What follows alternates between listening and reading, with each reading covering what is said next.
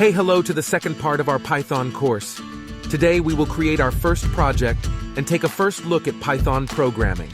We will create a tip calculator where you can enter the total amount of the bill. You can specify how much % tip you want to give and how many people you are. And the program will calculate how much each person has to pay. This is a very good beginner project. What will we learn in this project? We will learn the print function with which we can enable outputs like texts. We will learn the input function with which we can allow the user to enter input. We will work with variables that allow us to store input so that we can work with the input. And we will perform simple calculations.